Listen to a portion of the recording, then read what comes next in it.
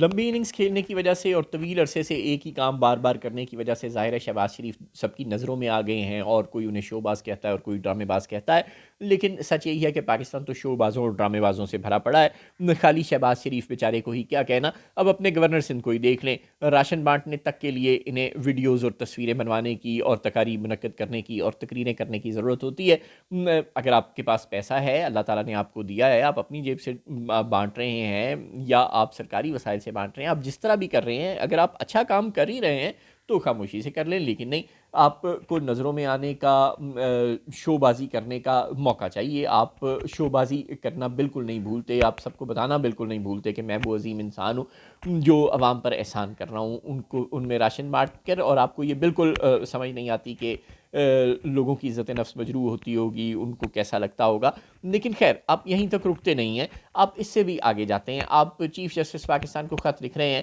جی ہاں، کامران ٹسوری صاحب chief justice Pakistan یا آفریدی صاحب کو خط لکھ رہے ہیں کہ جناب کراچی شہر میں ہیوی ٹریفک کے بہت حادثات ہو رہے ہیں، ان کو کنٹرول کرنے کی فوری کوشش کریں۔ وہ آپ گورنر ہیں یا یہاں چنے بیچنے کے لیے بیٹھے ہوئے ہیں؟ آپ خود کوئی کوشش کر لیں۔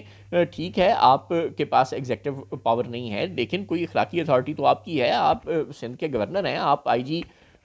ٹریفک کو بلا لیں، آپ ایس ایس پیز کو بلا لیں، آپ ٹریفک پولیس کے تمام اہلکاروں کو بلا سکتے ہیں، کسی کی مجال نہیں ہے کہ وہ گورنر ہاؤس میں نہ آئے، اور وہ قانونی طور پر باؤنڈ ہے گورنر ہاؤس میں آنے پر۔ اگر آپ انہیں بلاتے ہیں، ان کو بلا کر کہیں کہ یار یہ جو ٹریفک کے حادثات ہیں ان کو کنٹرول کرنے کے لیے کوئی اقدام کرو، اپنی ٹریفک کے سسٹم کو بہتر بناؤ۔ اگر وہ اپنے مسائل آپ کے ساتھ شیئر کرتے ہیں، آپ کو بتاتے ہیں کہ جناب ہمارے پاس فورس کی کمی ہے، ہمارے پاس اکوپمنٹ کی کمی ہے، ہمیں ان مسائل کا سامنا ہے، تو بھی آپ سندھ کے چیف منسٹر سے اتنی تو بات کر ہی سکتے ہیں، اسے کہہ سکتے ہیں کہ یار یہ مسائل ہیں، میں نے بلایا تھا ٹریفک والوں کو اور یہ ایک جینون عوامی مسئلہ ہے، تم اس کے لیے کوئی اقدام کرو۔ میرا نہیں خیال کہ مراد علی شاہ اتنے نان سینس یا اتنے غیر ذمہ دار آدمی ہیں کہ اگر آپ عوامی فلاح کے کسی معاملے میں مراد علی شاہ کی مدد کرنا چاہیں گے تو وہ آپ کو جھٹک دیں گے اور وہ کہیں گے کہ جاؤ بھاگ جاؤ۔ اگر ٹریفک پولیس والوں کو یہ کوئی تھوڑا سا اکوپمنٹ چاہیے یا کچھ بندے وہ مزید بھرتی کروانا چاہتے ہیں تو میں تمہاری بات نہیں مانوں گا،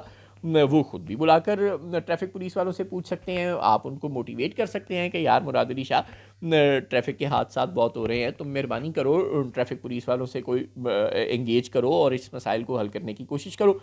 آپ لوگ مل جل کر ایسا کام کر سکتے ہیں، لیکن آپ تو خبروں میں آنے کے لیے جو بھی کرتے ہیں وہ کرتے ہیں، آپ تو ٹیلی ویژن کے ٹکرز میں آنا چاہتے ہیں، آپ کا بنیادی مقصد صرف شو بازی، ڈرامے بازی ہے۔